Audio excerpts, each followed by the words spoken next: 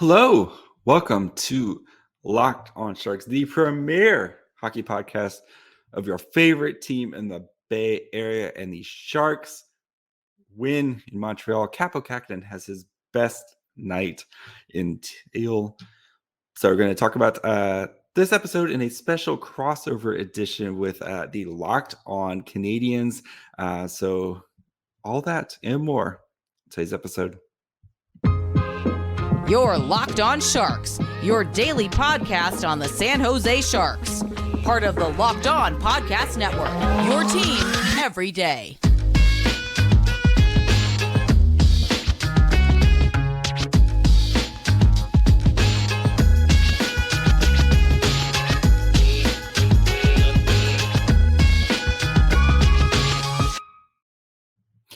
I'm your host, JD Young, contributor at Fear the Fin and San Jose Hockey Now. I want to thank you for making Locked on Sharks your first listen. We're free and available wherever you get podcasts. And of course, you can watch this on YouTube as well.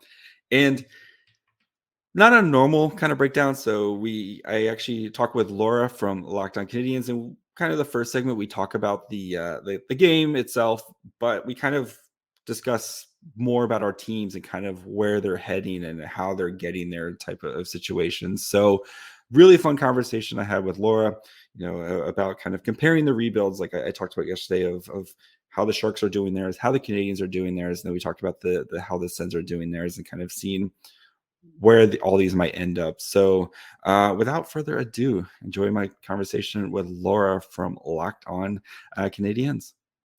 My name is Laura Saba, also known as the Active Stick, and today I am joined for a special crossover by the wonderful JD Young of Locked on Sharks. Because here's the thing, I knew Scott was going to be away, and I knew this game was going to be awful. It was going to be terrible. So I was like, how do I make this episode fun?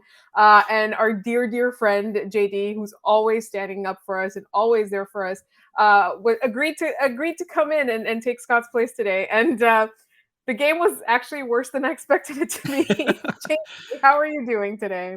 I've been in prepping. I've been chugging Monster energy drinks all day just to try to, mimic Scott as much as I possibly can. But alas, it's not working. So yeah. And then you drove directly into a snowstorm in a state of emergency. Yes, because all the snow I have here, it's definitely an issue with that. So.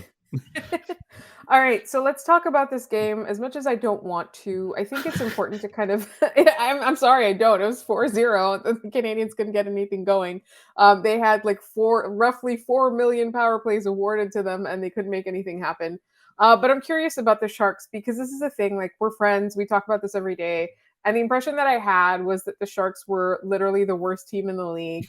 And I have to say, for stretches, I believed you guys, but they do have sneaky offensive skills. So why don't you tell me a little bit about how that's been going? Because as a Canadiens fan, I think honestly, like, it's weird because they're trying for a new draft pick, but like every time I look at the Sharks, I feel like can't relate. Yeah, I mean, for the Sharks, it's weird because they have been offensively kind of better than I expected this year, and that's been mainly because of their top guys like Erik Karlsson, Tomas Hertl, Timo Meier, Logan Couture. These guys have been driving the offense for them, and they haven't been getting too much secondary scoring. But when, Logan Couture's got 13 goals this season, which I didn't expect to see coming this early in the season. Erik Karlsson's got 12. Tomas Hertl's got like 7 now. Then Timo Meier has 12. They've been making up the bulk of the offense. What's been the issue for the Sharks is the goaltending and everything on the blue line, not named Erik Karlsson. And so they've actually been getting into a lot of fun, high-scoring games for the most part. But tonight's game was Kaapo Kahkonen's easily his best performance in teal. His first shutout since the Sharks acquired him. And he's been kind of an issue for the Sharks all season, and they've been having to rely on James Reimer night in and night out. And Kaapo Kahkonen, every time he's out there, he's been giving out soft goals, just not looked himself. But tonight, he looks great for some reason against the Canadiens. And Jake Allen really, really did not. I mean, admittedly, the rhythm of that game was very weird. There was a 19-minute stretch across 2 periods during which Jake Allen saw no shots. So, Sharks hockey. well, that's what I'm saying, right? Like sometimes Yeah. it's like I believe you when you say they're as bad as they say you are, and then sometimes it's like they just skated circles around some guy in red. So I think with Jake Allen, he's played above his level for I would say the first half of his starts, and then he's come crashing back to earth. And he did recently have a child, like he's got a newborn at home and stuff like that. Like I'm confident that he can find his game again, but I think that he's really struggling right now. He's having that slump. So that's definitely something that cost the Canadians, but also the power play. I mean, JD, I need to ask you, have you seen such a bad power play in your years of watching hockey? Yes, have How you bad watched is the Ducks power play? It is worse than this. I've it's worse? the Ducks power play is the worst part. I mean, the Sharks penalty kill it's elite. It's the best in the NHL, and it's been good for the past couple of years. That's one of the few things that has carried over from the Bob Bugner era to the David Quinn era. The Sharks penalty kill is really good, and they play a very aggressive style. They try to make whoever the puck carrier, they try to make them kind of think on their feet before and not get too settled. And they've been great with that style. But no, this isn't the worst. When you guys play the Ducks, that power play, it does not make sense, especially when you have Trevor Zegras on the ice. Like that power play is god awful. I mean, that's the thing, right? Like in Montreal, Yeah. you've got Nick Suzuki, you've got Cole Caufield, you've got you've got even Slavkovsky. I think he counts. Yeah. He's their first overall pick. And they can't make things happen. And the thing that I think is really interesting about what you said, like if like literally 4 minutes ago you said everyone on their blue line not named Erik Karlsson isn't good, and then you turn around and their penalty kill is really good. So I do feel like there's a way to kind of utilize players where like you really, really put them in positions of their strength, even if they're not good at literally anything else. I think it's really, it's a really interesting way. So I feel like coaching in itself, like I think coaching can kind of cover up a lot of ills. So I'm going to ask you this before we turn it over to our next segment about rebuilding. What has the David Quinn era been like so far? I mean, I know the Sharks don't have the most elite of personnel on the ice. What about behind the bench? How's it been so far? I've actually been pleasantly surprised with David Quinn, and there was a lot of hullabaloo about when they hired him, especially with his time with the Rangers and how he handled young players and benching and not putting these guys in positions to succeed. But you've seen, I mean, the Sharks, we'll talk about this in a rebuild, but they are going a very, very slow approach with their young guys and making them kind of earn it. But so we haven't had to really kind of deal with that yet, so guys like William Eklund and Thomas Bordelot haven't even sniffed the NHL this season. But what he's done with the kind of the veterans, I think he's brought some life into them and brought a new system, right? And the Sharks power play, David Quinn can coach up a power play. You saw that with his time with the Rangers, where their kind of formula was, we're going to hang in there at 5-on-5, but our special teams are going to beat you. And you're kind of seeing that again with the Sharks, right? Where 5-on-5, you might get caved in, but our special teams are going to beat your special teams. I know the Sharks didn't score on the power play tonight, but their power play I thought looked a lot better than the Canadiens' power play. And the Sharks' power play is actually, in the month of November, heading into this game, was actually the 8th best power play in the entire NHL just in the month of November. So you can see his influence there. And again, they Can he have. come and fix ours? Do you like your children to play? That's the one question that you have to ask. We do, yourself. and we are going to get that in a second. But let me let you finish your thought. Yeah, so he's brought some new life to it. And I think that what he did was he figured out who his 5 guys are. So you have Erik Karlsson, you have Tomas Hertl, Timo Meier, Logan Couture, and then Alexander Barabanov. And he says, you guys just go out there and cook for 90 seconds or 2 minutes. If Erik Karlsson, you want to play the full 2 minutes, if the power play's cooking, go out there and play. And I think that's what he's done, is allowed these guys to kind of trust each other, especially these guys who've been playing together for such a long time. Out of that group, Barabanov's the newest guy, and he's been here for 2 seasons, right? These guys have all played with each other for a long time. And he's just allowing these guys to go out there. They're your best players, and he puts them in a position to go out there and just try to score a goal. And they've been very good at that so far this year. And honestly, it's fun to see things work out like that, like where you trust players and they make the right decisions. So we're going to talk a little bit about equipping your players in order to be able to trust them when your team trends towards becoming a contender. Because as we know, the Sharks are in a rebuild, the Canadiens are in a rebuild. We're going to compare that, and we're going to talk a little bit about some rebuilds that might not have gone as well as we like fans would have wanted. It's going as well as I wanted to, and that's all coming up in just one moment. But first, this episode is brought to you by BetOnline. BetOnline.net is your number one source for sports betting info, stats, news, and analysis. It's literally all there. You can get the latest odds and trends for every professional and amateur league out there, from football to basketball to soccer and esports. We've got it all at betonline.net. I mean, the World Cup is going on right now. Like that's definitely worth checking out. And if you love sports podcasts, which I know you do because you're listening to this one, you can find those at BetOnline as well. We're always the fastest and easiest way to get your betting fix. So you can head to the website today or use your mobile device to learn more. BetOnline, where the game starts.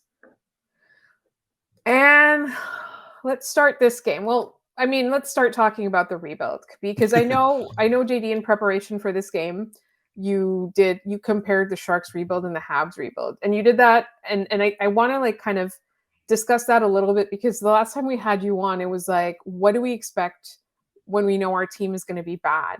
And our team has been better than we expected, right? Whereas like you said that you said that you bet that the Sharks would finish lower in the rankings, lower in the standings than the Canadiens would. And so far, that bet is looking pretty good.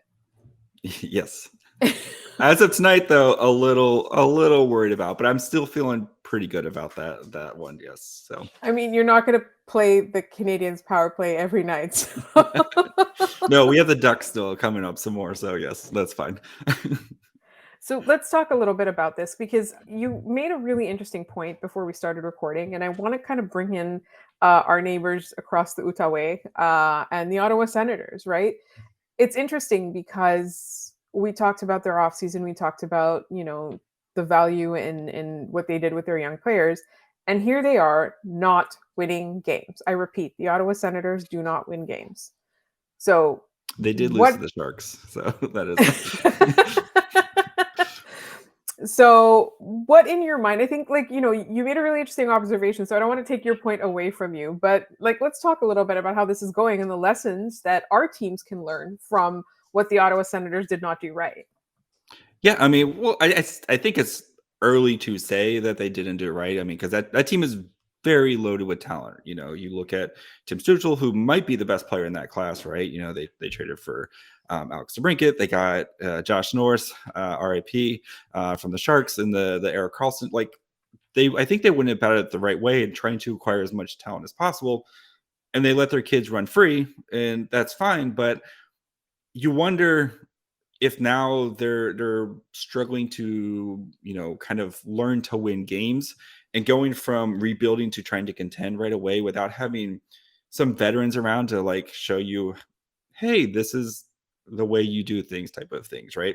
And we'll talk about the Canadiens and the Sharks version of how they're kind of doing this too. But you look at right now that the Sens team is struggling. They lack kind of cohesion. Everyone just kind of seems to be doing their own thing. They played the Sharks a couple last week, and that game wasn't even close. I mean, the Sharks just ran circles around the Sens, and you wonder, they just don't have a guy. I mean, I know Claude Giroux is there, but he just got there 2 months ago. They don't have a guy who can kind of set the culture and be like, okay, guys, this is how you win games, and kind of learn how to win games. And guys who've been there before, maybe guys who've been through the playoffs and kind of all that stuff. They don't have that guy who's been around for them for a while. And what I think is interesting about the Canadiens is you kind of have a nice mixture, right? You have your first line guys who are established, right? Your Cole Caufield, Nick Suzuki, Kirby Dach. Those are going to be your next core for the next hopefully 10 plus years, right? But you still have a lot of guys who on the team who've kind of been through it, right? Josh Anderson, I know we love Josh Anderson on this podcast, but he went through a Stanley Cup final, and I know some of these young guys, but they've been around a little bit and they've played meaningful hockey games, and like Edmondson, right? Edmondson's a great example. they've been around. They know what they're doing, right? And no moment is going to be too big for those guys. So when expectations start to rise for the Canadiens here, hopefully next year, all these guys kind of start to make that next leap. Slavkovsky, his second year, he kind of makes that, expect to make a big jump next year. You have, Caufield, who now actually has a coach who puts him in a right position to succeed. You expect, they have guys that they can turn to when maybe things aren't going well, right? We know Cole Caufield, potential 40, 50 goal scorer, but he's going to have slumps where, 5-6 games, I haven't found the back of the net. Cool. I have somebody to turn to. I can talk to. Okay, what do I do? Type of thing. So, and with the Sharks, they're going a slow as molasses type of situation, right? Mike Greer, he made a point to go out and fill the bottom six with a bunch of just NHL guys. Nobody to write home about, Luke Cunnin, Oscar Lindblom, Nico Sturm. These guys have been around for a couple of years, right? William Eklund, Thomas Bordelot, like Tristan Robbins, kind of their picks. Go play in the AHL, and then when you're ready to take a job, you can come take a job. So I'm just curious to see how these three kind of rebuilds, how they kind of their ends come together here, I guess is the best. I don't know the best way to put it, but yeah, how do they turn out, right? Right, absolutely. And the thing is that obviously I'm taking shots at Ottawa gratuitously because I'm trying to be nice. So yes, yeah, I can see that. Yes. But it's true that they are loaded with talent. That's the thing. So like most of the time when you've got that much talent and you don't have the results, there's a couple of things. And the Canadiens saw that last year. They saw both things happen. And I think the Ottawa Senators are finding it. And again, like last year's Canadiens were nowhere near as talented as, some of these guys in Ottawa right now. But there's a vacuum, a leadership vacuum, that veteran presence that you talked about. There is a vacuum. And I think it's really interesting because you and I both are very numbers minded. We're both analytics people. Yes. But this is something that is undeniable, that lack of leadership is definitely missing. And when you have lack of leadership and also lack of good coaching, like that's a huge problem. Like I don't think the Senators coaching is good. Like it's literally like I don't understand why he hasn't been fired yet, right?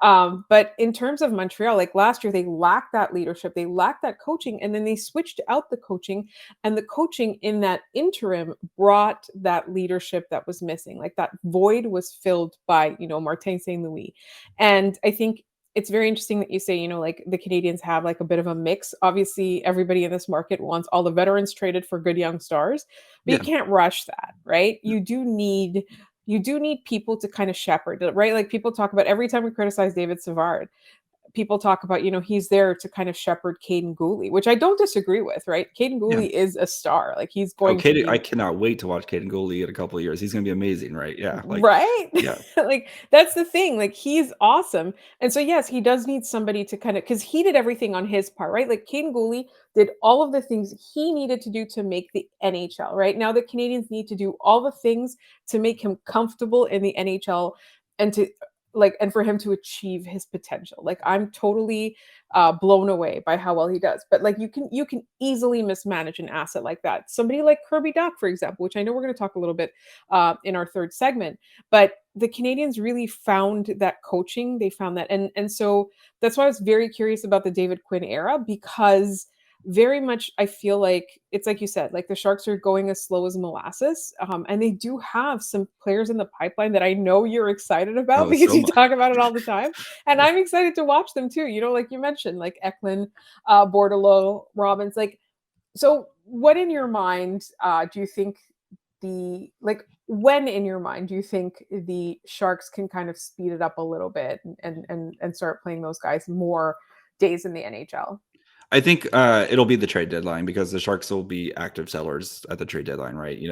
And it'll be interesting because a lot of these pieces like Nick Bonino, Matt Nieto, guys like that who are, on the last year of your deals. And you talked about earlier, the guys who kind of make sense they have a role, right? And we talked about the Sharks penalty kill. Those are the reason why the Sharks penalty kill is really good. Those guys are very good as defensive forwards. Nick Bonino blocked, I think, a bajillion shots tonight. Checking the stats, he blocked a bajillion shots. Matt Nieto, kind of same thing. Like those guys can help a team go win a championship. We saw that last year with Andrew Cogliano getting traded to the Avalanche. Go out there, help kind of support their penalty kill. Good locker room guy, all that fun stuff. But again, the Sharks, though, their big issue before was they were such a kind of top heavy, and not that their cap's gotten much better, but they were such a top heavy team where you'd have to kind of try to fill the holes and fill the roster by either asking young players to kind of step into roles that they weren't ready for, or go out and find as cheap as talent as possible. And they usually went with the young players, but when you were good for a long time, humble brag, you don't have a lot of good pipeline. Like you're trying to trade away picks to win the Stanley Cup.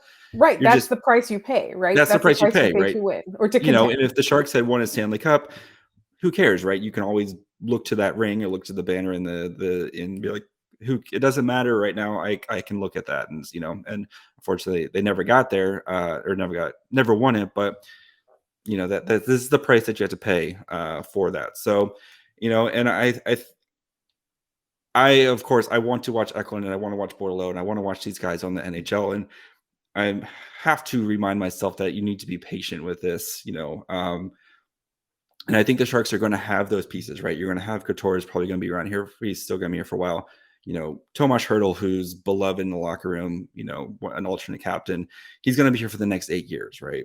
Erik Karlsson, hopefully, is going to be here for the next, 4+ years. Like, you have guys so that can help these young guys when they get in. And then, like, all those guys, they have seen it all. They've done it all. Those guys have played in monster games. They've played in a lot of these guys have played in Stanley Cup final games, or they've played in Eastern or Western Conference final. Like, these guys have played in big games. So that way, when an Eklund or Bordelot or Robbins, they're struggling and they maybe something's not clicking, you can turn to one of those guys and say, hey, what do I do now? Or, get some confidence from those guys, or, have a guy to kind of lean on. So that way you're not having to kind of carry a franchise and kind of figure out how to play in the NHL at the same time. You can one step at a time, right? Right. And honestly, like when you're saying carrying a franchise and learning how to play in the NHL, that kind of made me a little bit nervous because, that's what Nick Suzuki and Cole Caufield are doing. And I know JD Young has some questions for me about our top line and how exciting they are. And I have some questions for him about Erik Karlsson's phenomenal season, not on the Ottawa Senators. And that's all coming up in just one moment. All right, let's talk about my small adult sons. You have Kirby a Dach couple big, and Slavkovsky is a big boy too. But yes, yeah, I mean, I talked about it on my show yesterday, and how I like what the Canadians are doing, right? You have your three guys who are going to be kind of the face of your franchise moving forward, and Slavkovsky will eventually kind of jump in there as well too. I like how Martin St. Louis is like, okay, you are my three best players. Go on the front line. I'm going to give you guys all the prime opportunities, but they've also kind of earned it too, right? That they've been through it. We saw Cole Caufield having to play on the fourth line last year, which I'm sure was a super fun experience. I don't know if you guys have banned that or blocked that, full like Men in Black, wipe that out of your mind. Absolutely. You click the thing that looks like a pen. Yeah, and it's gone. So how do you, like, with Martin St. Louis, what do you think he's done with these young guys to kind of instill that confidence, again, learning to play in the NHL, but at the same time balancing you're carrying the franchise at some point, right?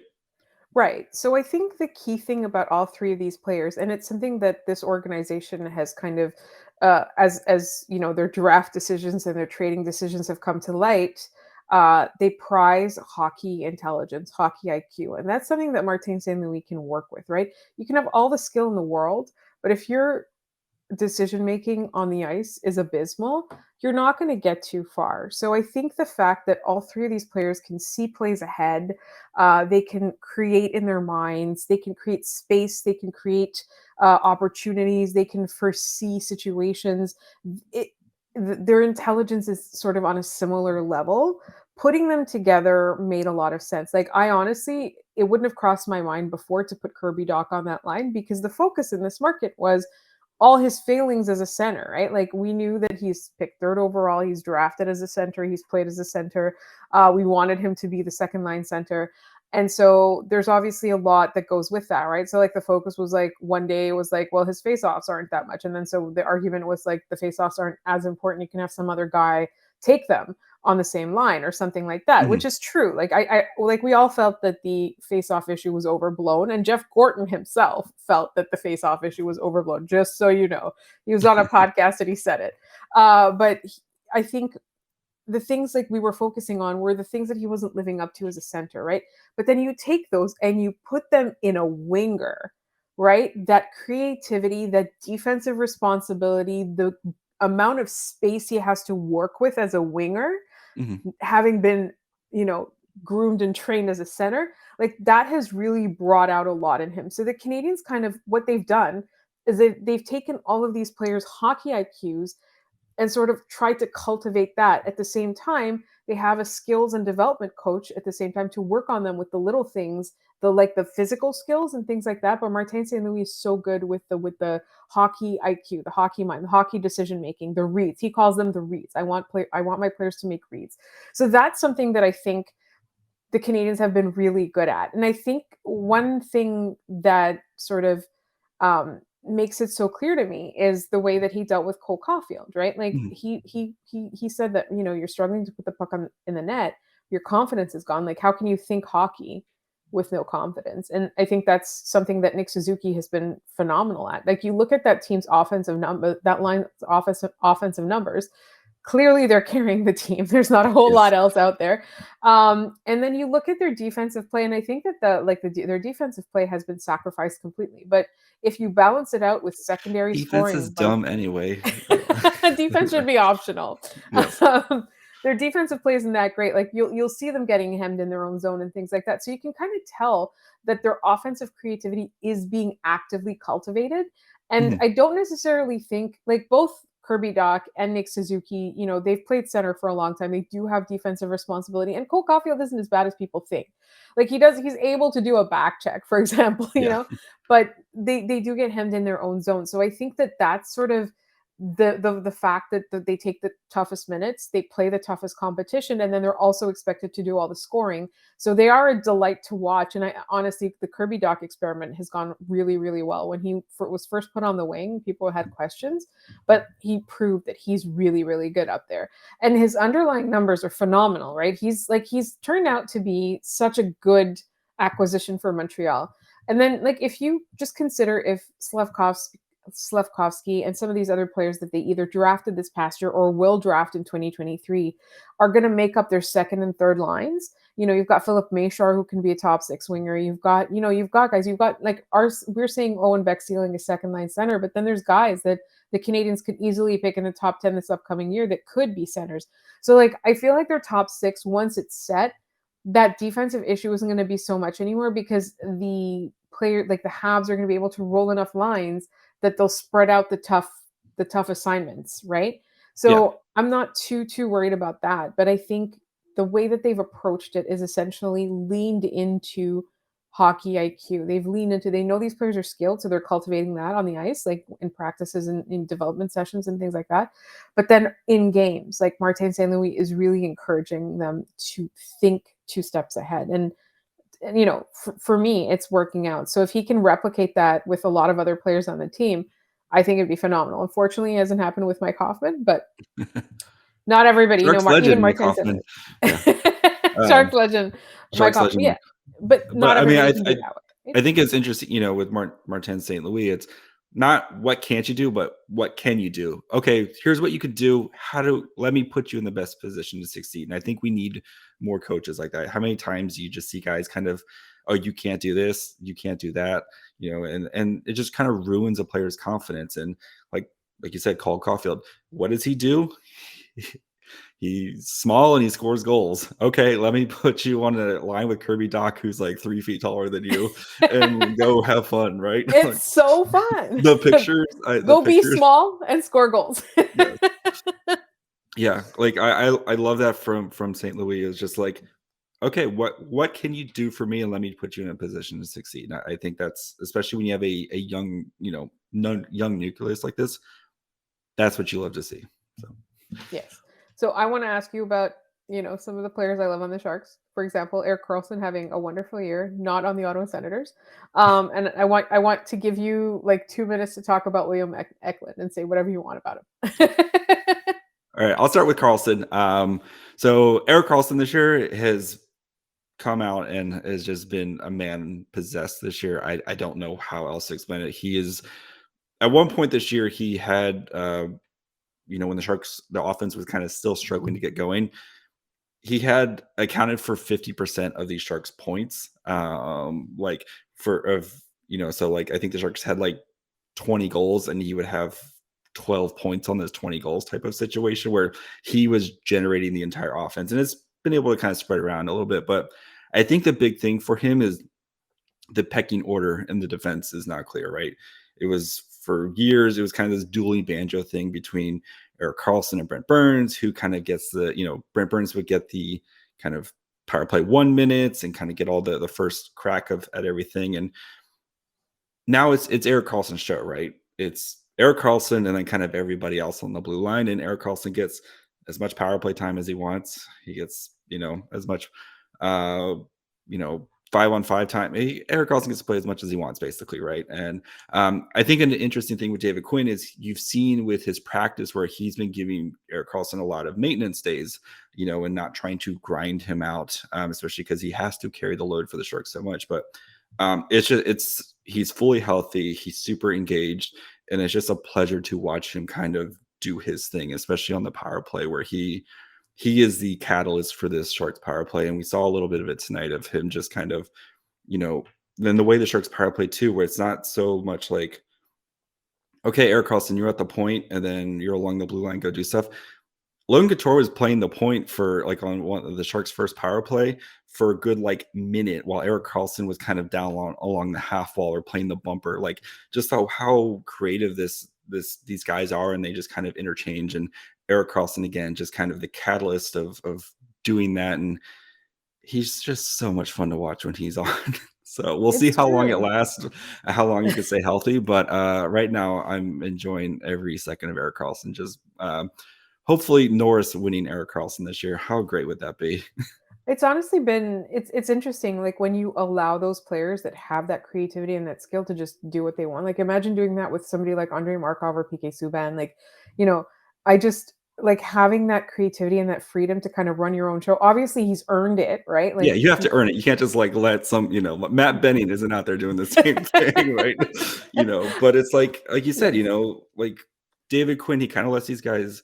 I saw your face too when I said Logan Couture was running the point. You're just kind of like that doesn't make sense, right? Like normally that wouldn't make sense, but it works because these guys have kind of played together for so long. And with Erik Karlsson kind of being the trigger man for everything, he's going to, most of the time he's going to make the right decision to put people in a position to succeed. So that's awesome. All right. Time for you to talk about your small adult son / large adult son, William Eklund. Take it away. Yes, William Eklund. So I know there's a lot of Sharks fans who are already worried because he hasn't been kind of lighting up. He made the NHL out of last year, got to play his 9 games, and they sent him back to Sweden. He had an abysmal season in Sweden, and he on a terrible kind of like almost how the Canadiens were last year, where it was just like front office issues, players put in the wrong spot, almost kind of like Cole Caufield last year, right? Where he's put in the wrong spot. He's asked, you have a general manager's getting fired, coach is getting fired, kind of the same type of thing, right? He's over here, he's playing the AHL right now, and kind of like how the Canadiens, you have Caufield and Suzuki. Right now, it's Eklund and Bordelot playing top line minutes together, and they've been doing well.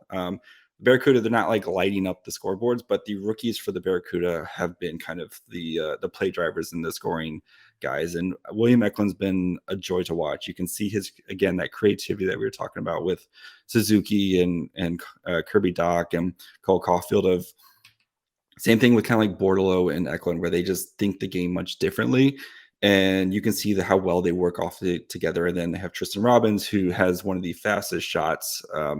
He can get a shot off lightning quick. So the 3 of those guys playing together has been great. And hopefully one day that line just kind of picks itself up and puts itself in the NHL, and I don't have to watch Nick Bonino on the power play anymore. Listen, Nick Bonino skated circles around some Canadians tonight. Nick Bonito and Matt Nieto on the power play in the year of our Lord 2022. Yes. So What will they think of next? But I can tell sometimes, like just from your tweets, like when you're watching the Sharks and when you're watching the Barracuda, like you can tell the joy, the level of joy is very different. And my level of joy, honestly, after that abysmal, really boring, really dull game, has perked up just by talking to you for half an hour, JD. So thank you so much for coming on the show, and please tell our lovely listeners where they can find you, your work, and if you have any fun stickers in the pipeline. No fun stickers in the pipeline. I've been very busy with everything else, unfortunately. So yeah, I might have to kind of dig up the sticker shop again. But yeah, it's too much writing, too much podcasts, all that fun stuff. So, but yeah, you can find, of course, the show Locked On Sharks wherever you get podcasts, and of course on YouTube, and the show Twitter, Facebook, Instagram at Locked On Sharks. You can find me at my fry hole. I also write a lot for Fear the Fin. Somehow I got suckered into that. So yeah, you can see a lot of stuff on there. A lot of people liked my headline for the, I did the Canadiens preview. So a lot of people liked my headline for that. So what was the headline? I saw that you posted that you were comparing the rebuilds. Hold on a second. No, you have to look at the Fear the Fin one. Yeah. So I am. because I follow you, the Locked On Sharks Instagram, and then I know you posted. All right, hold on. I'm going to read this. She's looking at Sharks at Canadiens. Saviez-vous que voici que de Montréal? All right. I was told it was an incredible headline, so it's perfect. It is. Yes. It's really perfect, especially for our listeners. And so, thank you again for your time. I really appreciate it. You know, again, I knew this game was going to be awful, so I did want to have like a pick me up after that. Just not just even for my listeners, for me. So I really appreciate this time. And if you, obviously, if you like this podcast, please subscribe to it wherever you get your podcasts. You can find us on Twitter at LO_Canadiens. You'll find me at The Active Stick. You'll find Scott at Scott Matla. You can email us mailbag on questions. Vacation and better not be doing work, Scott. We will bully you. He's going to get yelled at, I think, again. He's incapable of not working. But if you want to find him pretending to be on vacation, he's at Scott Matla. You can also email us at lockedoncanadiens@gmail.com and leave us mailbag questions in our YouTube. Thank you so much for listening. We will talk to you tomorrow.